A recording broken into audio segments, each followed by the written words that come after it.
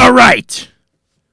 Windwood Radio, you have tuned into Discussions of Truth with Ian Hamilton, Trottier, and I am he. Every Wednesday, 5 o'clock p.m. Eastern Standard Time, I am here giving you an angle of something in our world that just doesn't seem right. And look, I'm not the only one. Last week, Tony Gosling. Tony Gosling is a UK-based researcher, journalist, producer, and activist. I throw in historian and investigative radio journalist. He happens to own Bilderberg.com. Okay, so I'm sure he gets an enormous amount of hits to that. But Tony's story is, look, he was with the BBC for a number of years. And the culture started to change. And he left. Yes, he left the BBC because of censorship. A big deal. Okay. The BBC is no small beans, right? No small beans. So he joined the program last week. If he didn't get a chance to listen to the episode, find all my past episodes on Mixcloud or iantrottier.com. And you can find about 70% of them on iTunes, and now just of about 3 weeks ago, iHeartRadio. TuneIn, Google Podcast, and a number of other platforms. When you go to iTunes or Anchor.fm, because they're all channeled from that platform, you will find, and they already get a nod. But I'm going to give them a nod right now. I'm going to give a nod to them, and I'm going to give a nod to somebody else. So, the Black Talks. Okay, first nod. Second nod, Best Natures. Because all my guests now receive a complimentary gift from Best Natures. They're a Canadian company. They make incredible organic products. J.P. Lindstroth joining us in about 60 seconds to discuss ethnocide in China. Is it becoming genocide, he asks. JP is no academic lightweight. He does have a PhD from Oxford. He's based down here in South Florida. He will be rejoining the program. He's joined the program previously. This will be about his third or fourth time. So he's going to be discussing his research and his point of view on what's happening in China. If you hadn't been made privy to, the Chinese are throwing Muslims into encampments. I hope you have a problem with that, because I have a very big problem with that. And here's the even bigger problem, is that the Chinese are not a lightweight. They have a massive military. Can you imagine if you're a Muslim in Canada or the UK or the US and you were being thrown into an encampment because of your beliefs? No, this is freedom of religion. Yes. It doesn't matter. Right? It doesn't matter, and that's the way it should be. Equality for all based on religion. And speech, by the way. Okay? So, JP's joining us. I'm going to remark that at about 60 seconds from now. And following JP will be former, now the title is known as Deputy Prime Minister, basically like the VP of the U.S. One Paul Hellyer will be joining the program at the quarter mark, 5:15. I will be right back with Mr. Lindstroth. You tuned in to Discussion of Truth on Windwood Radio. I am your host, Ian Hamilton Trottier. Follow me on Twitter. Follow me on Instagram. Both handles, IANTROTTIER. Give to the program. $50 and I'll send you a T-shirt. Very high quality, very comfortable. You'll love to wear it. You'll want to wear it all the time. Be right back.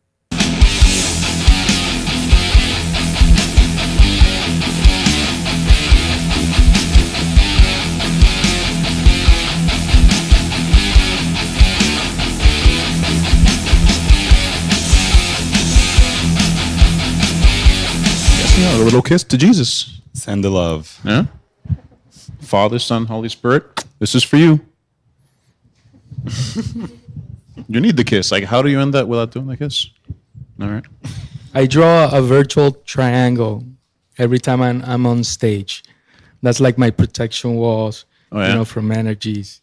And that's like a moment where I actually, most of the time, I breathe deeply and connect, while music is happening. I might look crazy, rubbing my hand, doing something, but in being as part of the character, I'm actually connecting to a higher source, to have a good show.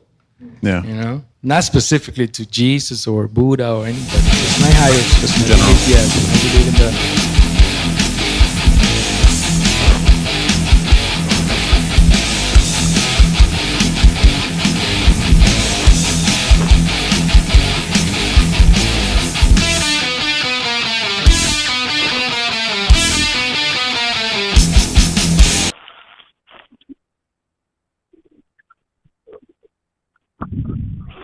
Yes.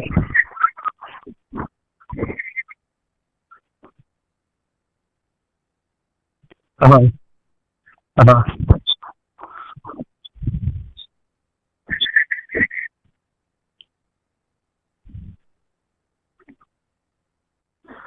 So, so it began happening in China, where in the western province of Xinjiang, they've been, I guess,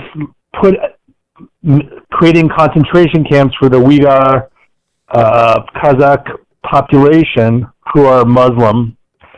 And there's about 1 million, they're estimating about 1 million people, 1 million Uyghur Kazakh Muslim minorities in prison there, and they're being tortured and indoctrinated to become more like the Han Chinese.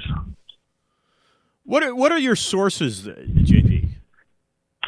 Okay, so I mean, the main one is Human Rights Watch, but I mean, there's all sorts of academic sources. I'm not a Chinese specialist, but there's legitimate academic Chinese specialists who look at this stuff. And what happened was that in 2013 and 2014, there were some, minor terrorist incidents against the Chinese majority, which gave the Chinese government carte blanche to then, go after this population.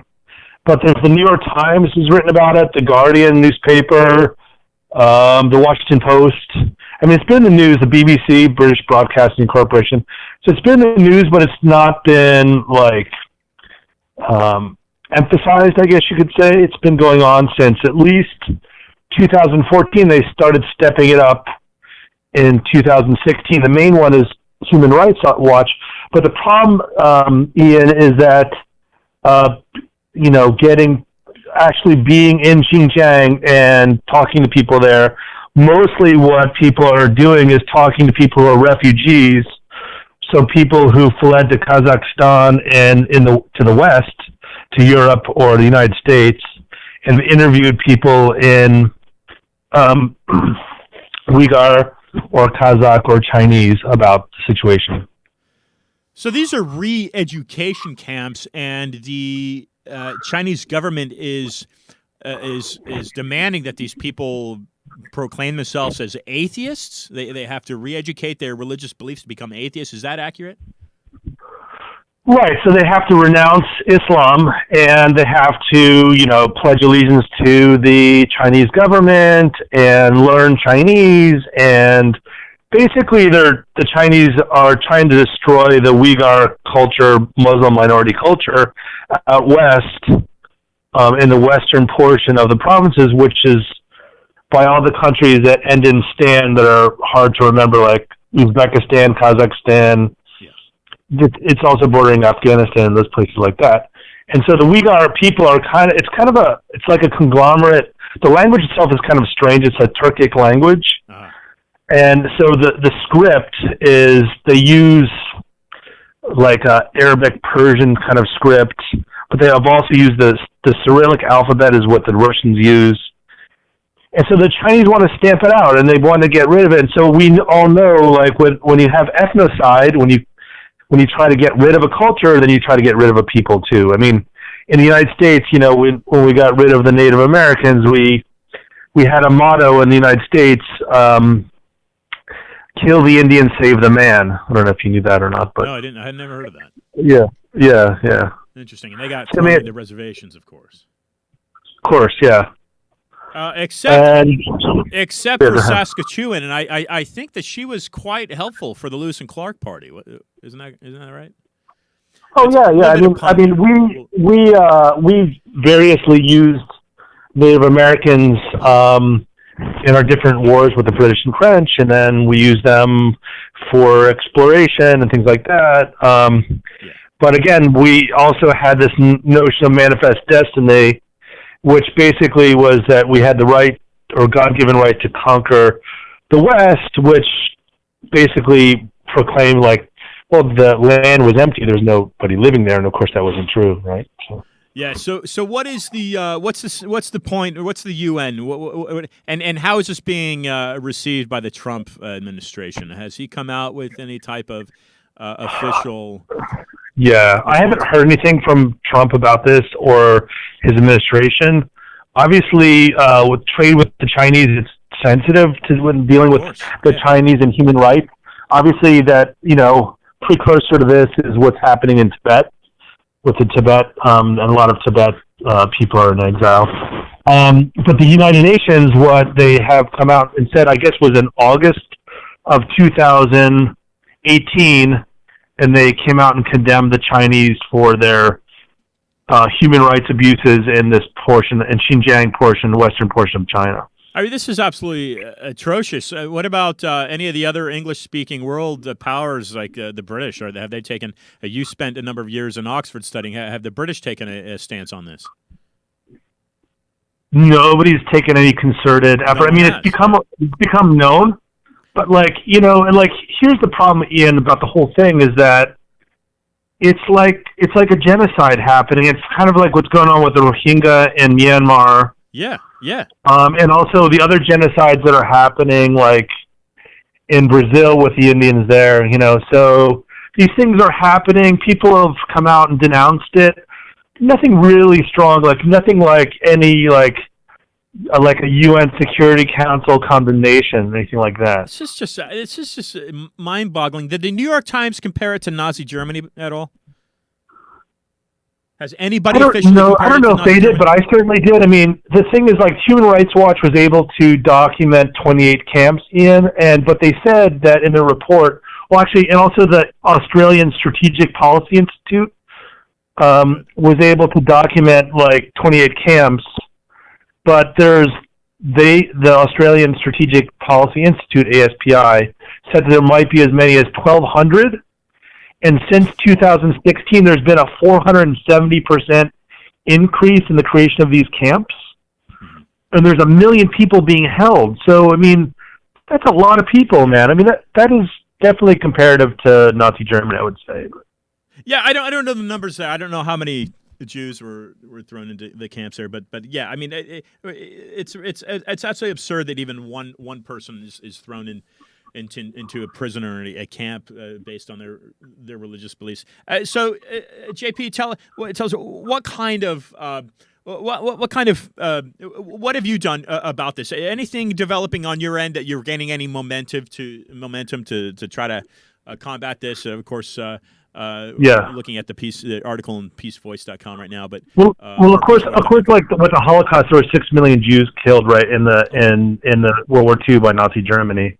But what I have done in the piece that I wrote, it came out in Peace Voice, and it came out in the online journal Counterpunch, which is okay. It's kind of leftist, but it's okay. I mean, it's pretty good, I think. And so what I did is I provided people with the email of the Chinese embassy in Washington, D.C., and I provided them the phone number for the Chinese embassy in Washington, D.C. as well. Yep. And I also said, like, write your U.S. House of Representative, write your U.S. Senator, or both of them, about the issue. As far as, for me, like, why it alerted me to it is that it's just another genocide happening in the world that shouldn't really be happening, and there should be, like, pressure from, like the United States, Great Britain, the United Nations, much more pressure than's happening now. Yeah, absolutely. JP, thanks for joining Discuss Your Truth. Any last words for listeners? Parting words for them. I would just say that, and thank you again, Ian, for having me on. It's always a pleasure. I would just say point people to my article on Counterpunch and my articles on Peace Voice. I have several articles on Counterpunch and Peace Voice that people can go ahead and look up issues of different aspects of genocide or whatever, issues like immigration, whatever. Amazing. And by the way, those listening, JP was instrumental in actually bringing Alex DeWall onto the program, and he talked about his book, Mass Starvation. JP, until next time, keep up the great work. Thank you, Ian, and have a great day, and thank you so much for inviting me. Ladies and gentlemen, JP Lindstruth, based out of South Florida. The guy's just got an incredible academic mind, and again, you can find his work. The one that I would steer to is at peacevoice.info. Peacevoice.info, just as it sounds. And if you just simply query in your search browser Peace Voice JP Lindstruth, that's Linstroth. For sure, you're going to get his article. He writes a number of articles. We'll be right back with Mr. Paul Hellyer. Try a little whiplash.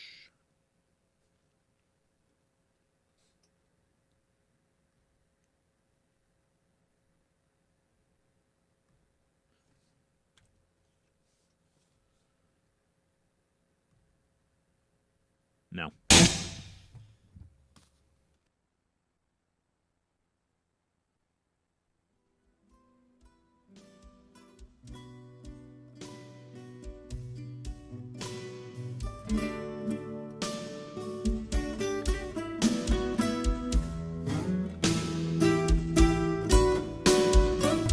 The sound current. Do you do it while you're in front of the audience? Yes. So the audience sees you do this triangle. Well, I do it with my eyes. Oh, okay. Picture myself. I thought you like. I should do a chalk. People would freak out. They probably would, and like candles all around. It works. It works for me, and it's really interesting because it's more like an awareness, because at the end of the show, it's like, what did I get from this performance tonight? If it was good or bad, I would learn something from that. It's like an awareness. I'm really weird. My creative process happens all the time. Like I'm writing all the time or like thinking about concepts all the time. And they just come to me and I write them down. And then once I'm in front of my computer, I'm like a weirdo. Everything has to be extremely organized. And I prefer to be like writing.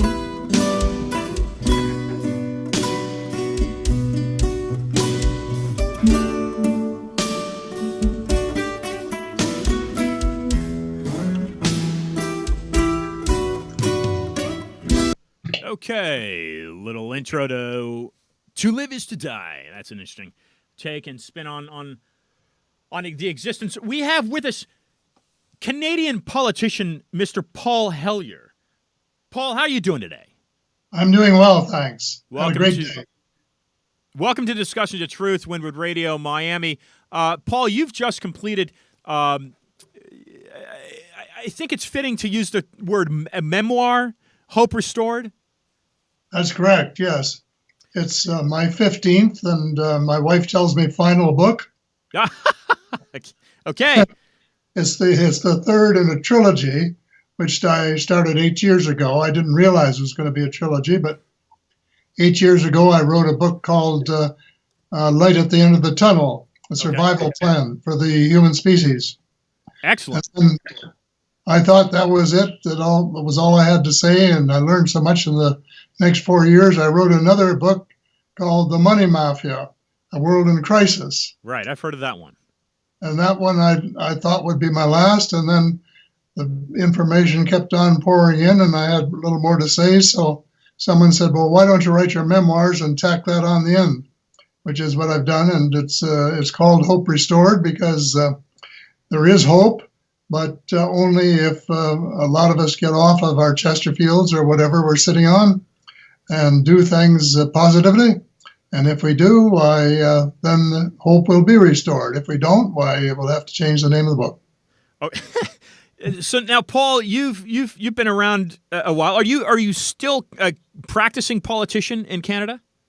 Well, I don't know that you could call me a practicing politician. I'm still working. I'm only 5 days a week now since the 1st of July, since the 1st of January, at my wife's insistence. And but I'm still writing ideas and floating ideas and talking to people and trying to get them to act in various areas that are desperately in need of action.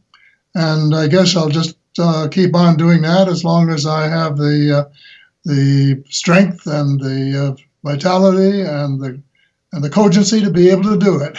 Now, you studied aeronautics in Southern California before you got into politics, isn't that right? That's correct, yes. And you probably learned a few things about aeronautics. And you, right out of the bat, as an American, and I think very highly of Canada, by the way. I think it's a wonderful, one of my sponsors is a Canadian company. I love that country. But right out of the bat, you are a controversial politician because you have taken a stance on extraterrestrial influence on this world, which is, and I've had on some guests in the past that have kind of spoken a little bit about this topic. Carrie Cassidy, for one, but for the average person to really consider that there might be an influence from another galaxy or another planet is a stretch. But you've got an angle and a view that makes a lot of sense, and I want you to talk about that.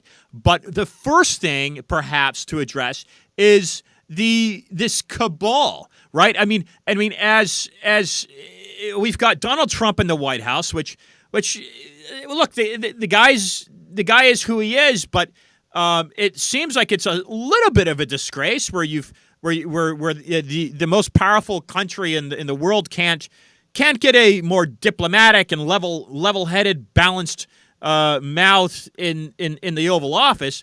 Again, I don't want to take any shots at Trump, but it does seem to me like there are strings that clearly are pulling what's going on in the Oval Office that are way above the Oval Office. If that makes sense to you, Paul. It does, because that's been happening for the last 70 years or almost. The cabal, and I should let people know that I was for a number of years the Minister of National Defence for Canada, because that gives some credence, I would hope, to what I say. And for many, many years, the United States has had, first kind of two governments. The shadow government, or alternate government as it was called, and the one that was elected.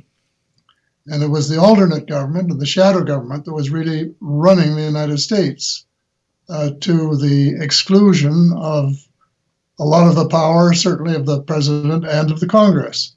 So I came across this subject, I knew about it when I was Minister of National Defense, because I got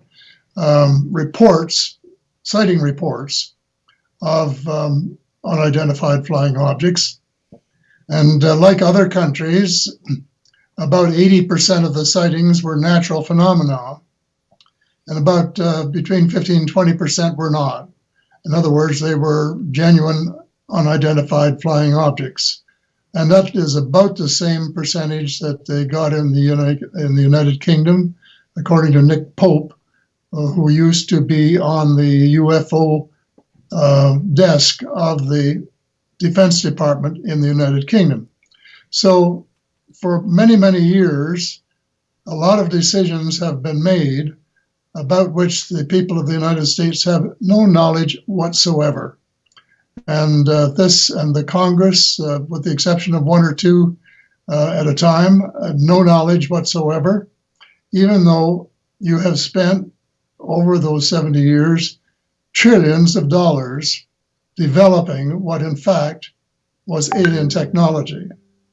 And so this is a big subject, and I don't hope we don't spend the whole time on it. But it should come as no surprise that there are other planets that are more advanced than the Earth, which is sort of presumed to be near the bottom of the list in its evolution, and that they have technology which is light years ahead of ours. And they've been visiting this planet for thousands of years. And one of the examples I give in my book is that in the 1960s, there were about 50 UFOs flying south over Europe. And the commander-in-chief of NATO in Europe, the Supreme Allied Commander, was just about to press the panic button when they turned around and went back over the North Pole. He had wondered if they might be from the Soviet Union or whatever. But as a result of that, he caused an investigation which lasted 3 years and was very thorough. And at the end of that investigation, it concluded that there were at least 4 species that had been visiting Earth for thousands of years. And this will, of course, will not be a surprise to people who study various sciences and note the evidence that has been left behind by one means or another and by one species or another in various areas of the world. Now, Paul, the formation of the Federal Reserve, Alexander Hamilton and Thomas Jefferson kind of went heads over the system that Hamilton eventually put into place. But you're talking 70 years in this country, so I think what we're getting at here is the Woodrow Wilson signing of the Federal Reserve Law in 1913 is. From the appearance of it, it looks like the wealthy Americans at the time, J.P. Morgan, the Rockefellers, the Vanderbilts, being in collusion with these very wealthy families out of Europe to basically, it's a central bank, right? So basically, kind of it controls and keeps people in their place, to kind of a layman's definition of it. And I think, I'm not sure if you're familiar with Charlotte Iser, but she kind of had exposed Skull and Bones through Yale, as her father was a member and her grandfather had been a member, and of course I speak about them frequently on this program, as the Bushes and members of the Rockefellers, I believe, were tied into that fraternity. But really what it came, where that stemmed from, for me in my own research, was a guy named Anthony Sutton, a former Stanford Hoover Fellow, that had exposed, for instance, Prescott Bush, funding, the bank that he was the president of, funding World War II on both sides. So funding both the Nazi regime and of course the American army. But if we tie in extraterrestrial influence over the course of a few thousand years, how does that tie into the money supply, or does it? If that makes sense to you. Yeah, there are two questions, and I would like to address them both. First of all, the cabal, and we can come back to that in a minute or two if you'd like, is headed, the apex of the cabal is the money cartel. And the Fed was one of the biggest mistakes that the Congress of the United States ever made. The president, a year and a half later, I think it was, said it was the biggest mistake that he had ever made. And Paul, it was signed without the approval of Congress, right? They were on Christmas recess, is my understanding. It was passed by Congress just before, in late December, just before the Christmas recess. And I think most of the congressmen were more interested in sugar plum fairies than they were in the future of the American people at that time. So let me put it this way. The right to create money is the belonging, is the patent, belongs to us, the people. We own it, we should, in theory at least, and it is our sovereign right. So instead of using that power, we have deliberately and knowingly handed it over to a handful of people to create what they call money. And it's not really money, but they call it money, which is, it's what I call phantom money or funny money. Fiat, right? Yeah. Fiat money is what you print, but this most money consists of bank created deposits, and so a few private people were given this right, and then they create money out of nothing, literally. It's just a computer entry. Years ago, the head of our Bank of Canada said money is nothing but a book entry. Well, if he were alive today, he'd say money is nothing but a computer entry. So here are these handful of people creating money on their computers and then lending it to the government of the United States, to the Canadian government, to ordinary people, to business, and insisting that it be repaid principal and interest. But no one creates the money to repay it. So we have this you have a huge multi-trillion-dollar debt, and there's absolutely no way that it can be printed, that it can be paid off with the present system. So you've just raised one of the 3 or 4 most urgent and most important issues facing humankind today. Because not only is this system, in my opinion, totally evil, witness the fact that 4 or 5 years ago, 88 people own 50% of all the wealth in the world. A couple of years later, it was 80%, and of 80 families, I should say. And then in 2018 or so, 62 families owned half of all the wealth in the world. Can you imagine that? You take all the big cities in the world, in China and Japan and the United States and Canada and Britain and France and Germany and right around the world, and 62 families own the equivalent of every second one of those cities all over the world. An incredible system. So what happens? We have this tremendous debt. We have people who are not getting enough food, people who are not getting enough education. We have people who are not getting adequate health care and so on. And there is no solution to it except to nationalize the Fed and start having it create, in cooperation with the government of the United States, some what I call government-created money.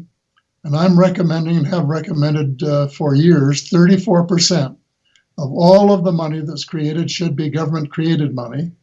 And that would be enough to balance the budgets at all levels of government, the federal, the state, and the municipal.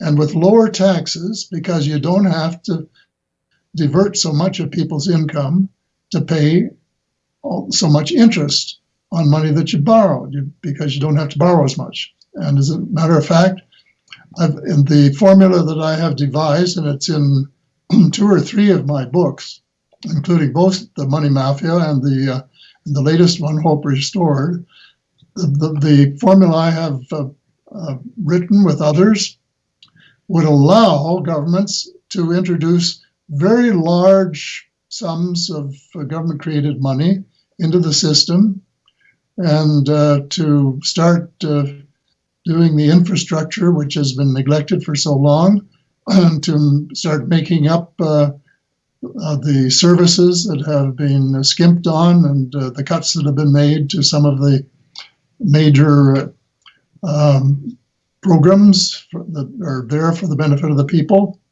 and work our way out of the system so that instead of the 62 families being able to 20 times the capital that they've got, it would be cut to 2, and the governments everywhere in the world could pay off some of their debt, achieve full employment, and eliminate, the most important thing, eliminate recessions and depressions.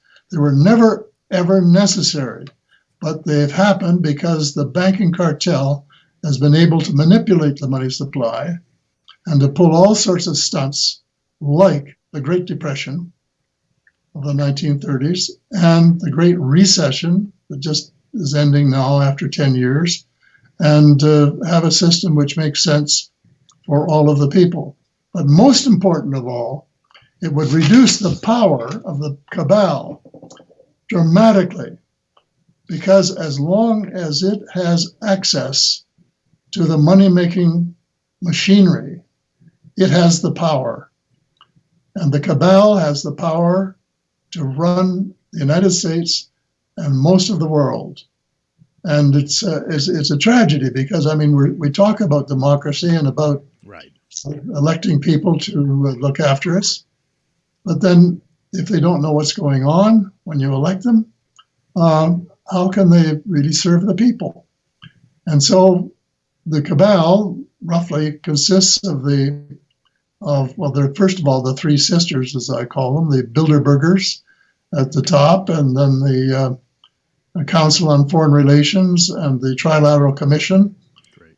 And most of the bankers are members of, nearly all of the bankers are members of the Bilderbergers.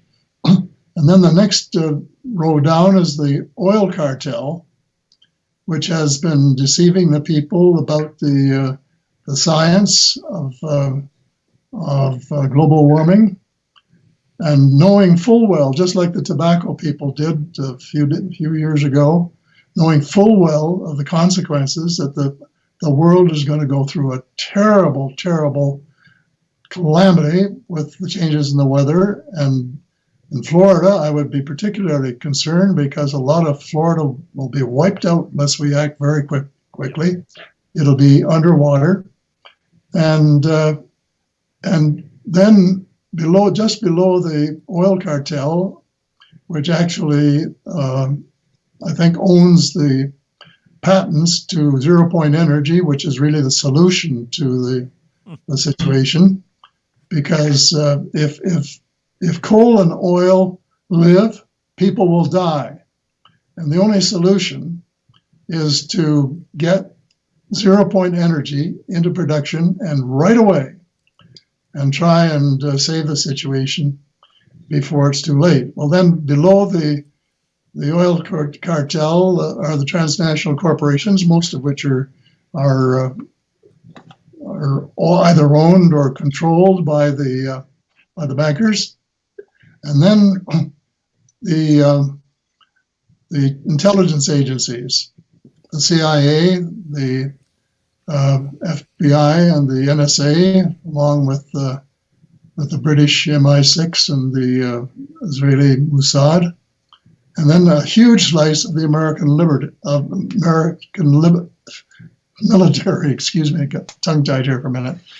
And they are the cabal, and they have been calling the shots from the early post-war years right through until the present time. And you may have this quote that when veteran Sarah McClendon, the veteran reporter at the White House, asked Bill Clinton why he didn't do something about disclosing this business of the UFOs and the extraterrestrial influence and their technology. He said, "Sarah, there's a government within the government, and I don't control it." Period. Wow. Here's the president of the most powerful country of the world admitting that he didn't control his own forces, didn't know what they were doing. And Carol Quigley may have known exactly what he was talking about.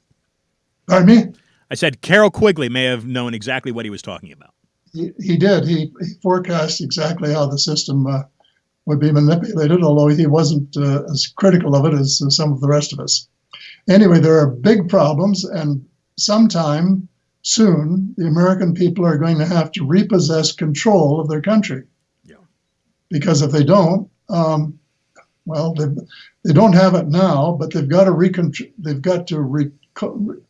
reclaim the control of their own country and reestablish government of, by, and for the people, rather than let the cabal introduce this new world order that they're talking about, which sounded so great when it was first mentioned by President Bush Sr. Sounded like utopia, we're all going to live happily ever after. Yeah. But as you know, and I know, what they're really talking about is a world dictatorship. Yeah. Where, with a government that's not elected by anybody, except by them, for them, by them, for their benefit. And that's what's been in the wind or whatever. Right. And that's what's going to happen to us if we don't smarten up, find out what's going on, and reclaim possession pretty soon before it's too late. So all of these things are in various books, mine and others. And one of the problems when who was it? It was Alan Dulles was asked how he managed to sneak so many Nazis into the United States. He said it was because Americans don't read books. Well, the same thing can be said about Canadians. and it's true, because you will never find out what's going on in your own country or around the world from, reading the New York Times or the Washington Post or watching CNN or whoever, Fox News, doesn't matter. Yeah. You'll never find out what's really going on in the world unless you read some good books by good authors who go into these subjects that we've been talking about in great depth. And there you can find out the truth. And the truth is, I guess it was in the Bible that said that seek the truth because the truth will set you free. So, Paul, I want you to tie in the extraterrestrial influence into what you've just described there for listeners in regards to the banking cartel. And are you able to identify any of those 62 families? No, but you could easily, if you got a list of the richest families in the world, there is a list somewhere. I've seen it, and I think you can Google it. We're talking wealth that exceeds Berkshire Hathaway and Bill Gates. Is that correct? There's hidden wealth by miles. Yeah, by country miles. Right. And go ahead. Just wealth almost beyond imagination. I mean, imagine somebody owning Shanghai and San Francisco and Los Angeles and New York City and Mexico City, et cetera, and on and on. Well, there are people like that. So, and I think just a very small amount of research would turn up some, maybe not all, but some of the names anyway, because I think they're listed there somewhere. But there has got to be real change, and we've got to do something about this global warming before much of the planet goes underwater. And what I have suggested is that we, first of all, admit that war is obsolete.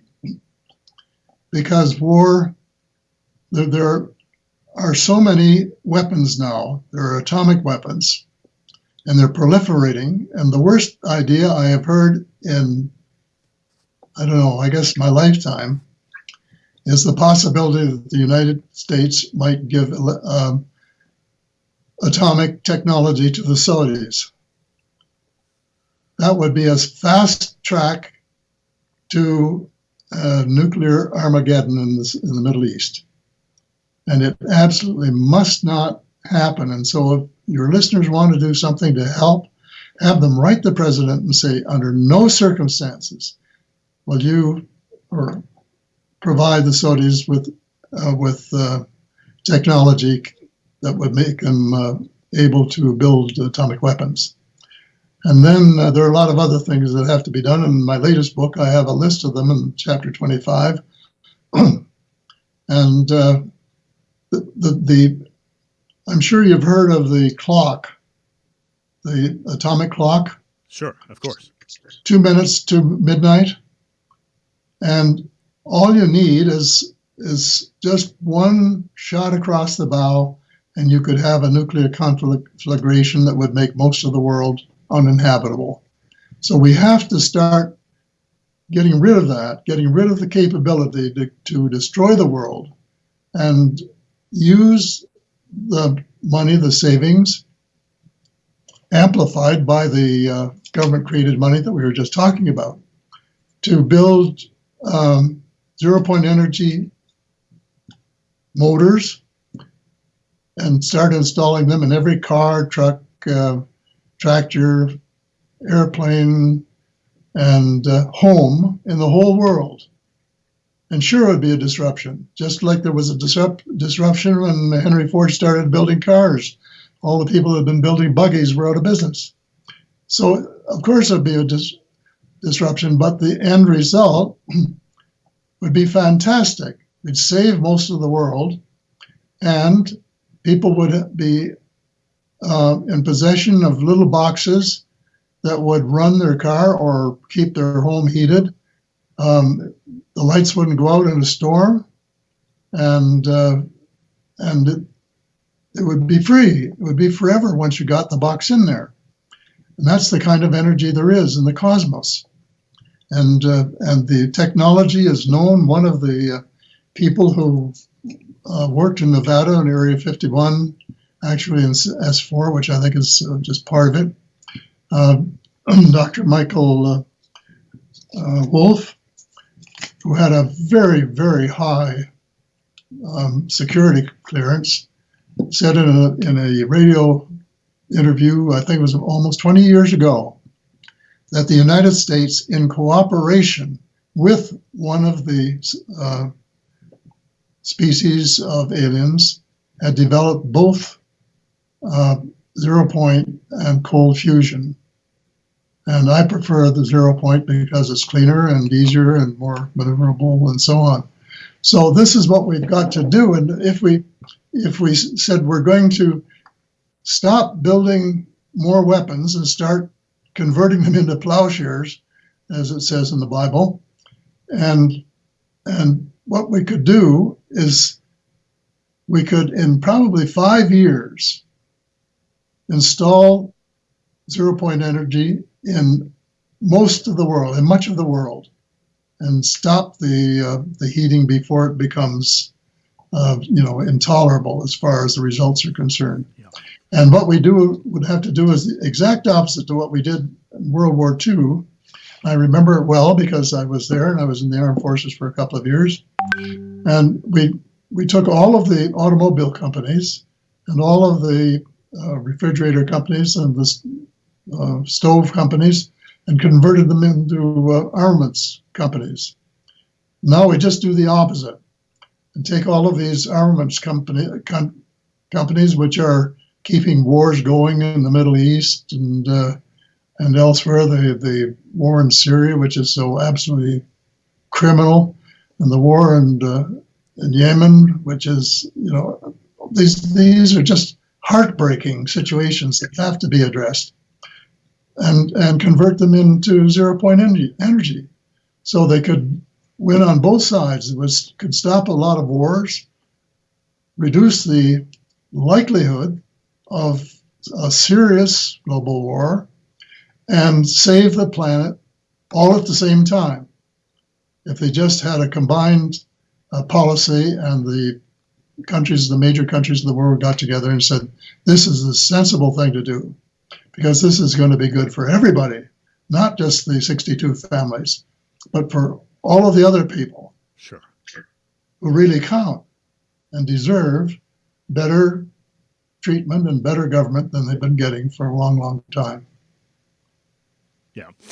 So, Paul, are listeners to separate the existence of extraterrestrial technology, i.e., that would assumingly be present at Area 51? Are they to separate that with this banking cartel that is instilling, and they're seemingly being very effective at it, and that's one of the reasons I do what I do, and I'm sure it's exactly why you do what you do. Are they to separate those two, the existence of extraterrestrial presence and the banking cartel, the motives of the banking cartel? No, because they're all in the same boat now. Uh-huh. Or when I say they're all, I should clarify. Nearly all of the species are benign.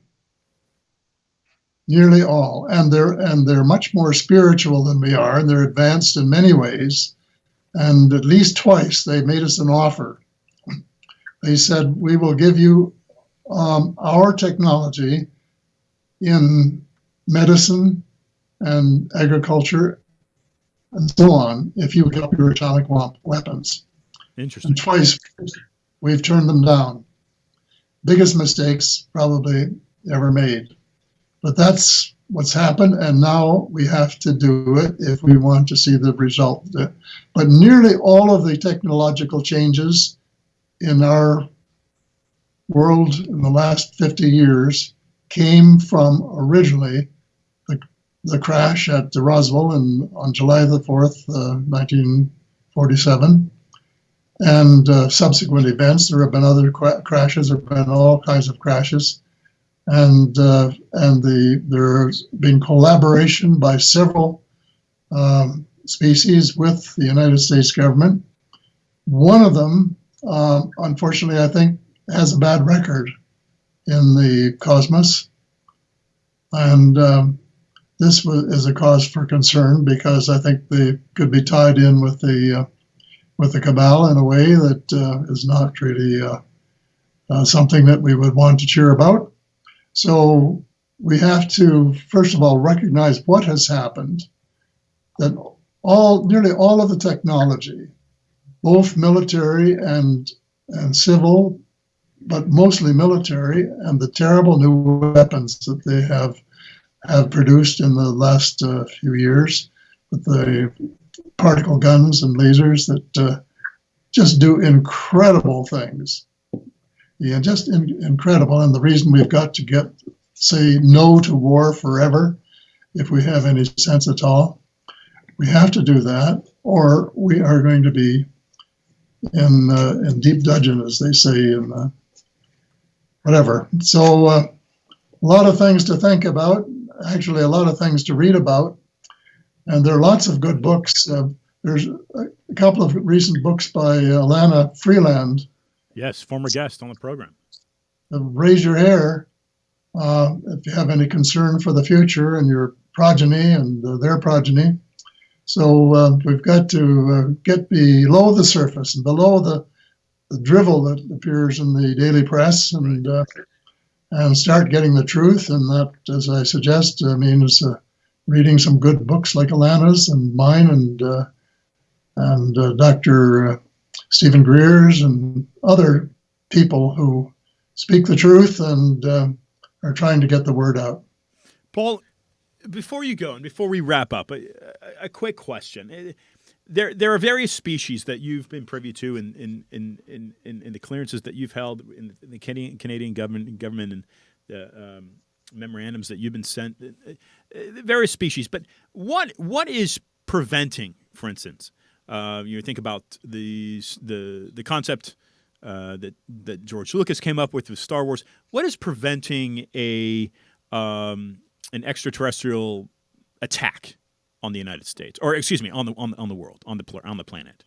Well, because most of the species, as I said, are benign. Right. Okay. They want us to succeed. They could have taken us over any time if they had wanted to. Most of them, with the exception maybe of one, have wanted to help us.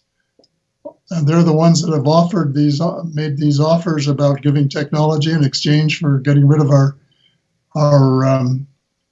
atomic weapons. Because if you get to the end of my latest book, yeah, and see how the world was created, how the cosmos was created, you'll know that it's one, that we're all one, that we're all brothers and sisters, and consequently, they don't want to take us over. They want to help us.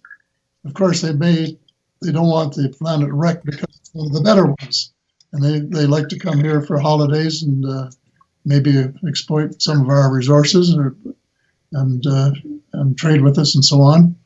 But it's not the extraterrestrials that we have to fear. It's ourselves. It's ourselves. Yeah. You say I've seen the enemy and it is me. All you have to do is look in the mirror, and we know what the problem is and what we really have to do about it. Ladies and gentlemen, Mr. Paul Hellyer.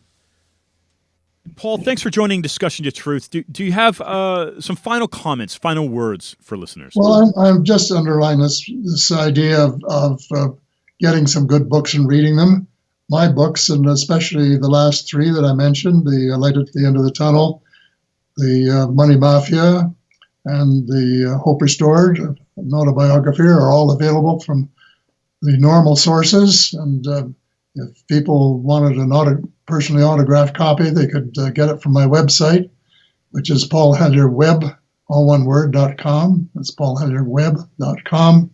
And get Stephen Greer's books and Alana Friedland's book, and other books, and go through them and make your own decisions and realize how serious things are and how we have to all get together and try and do something about it. It's basically a spiritual problem, and we have to have a spiritual revolution and sort of reject the standards that have been set by one who was called the Evil One, and start building what I call the kingdom of God on earth, which is giving fair shakes to the children and people of all parts of the world.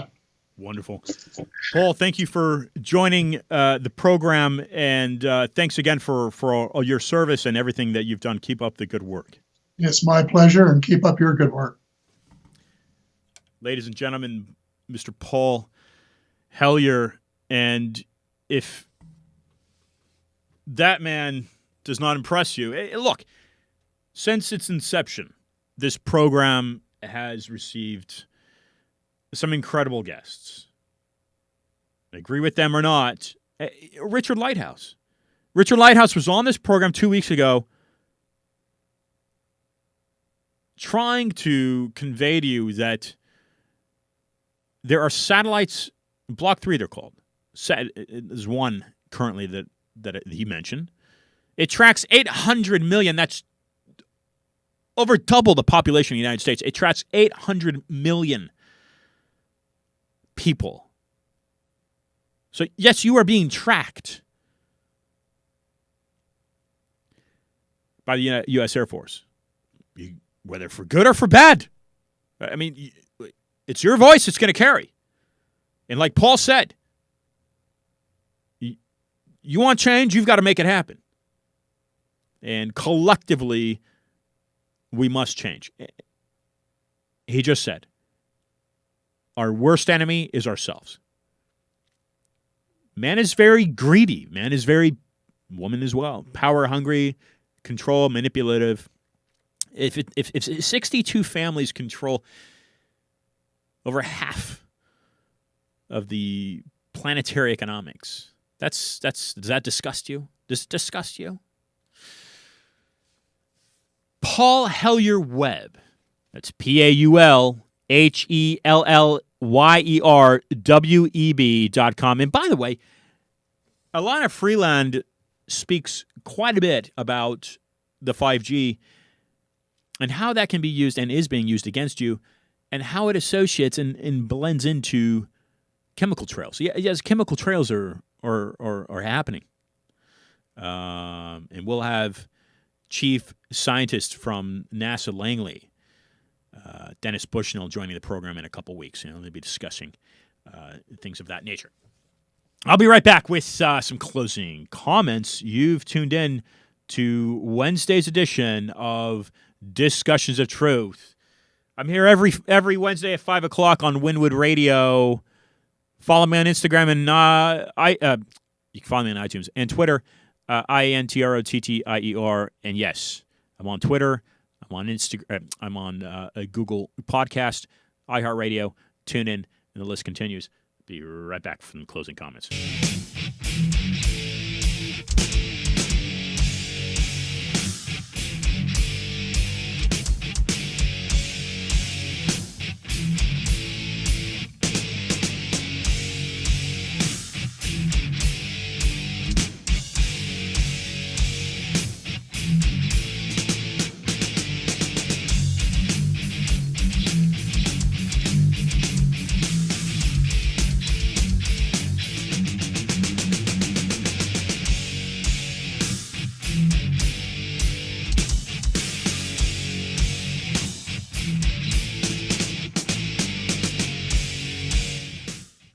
Best Nature's, they're an organic Canadian company that makes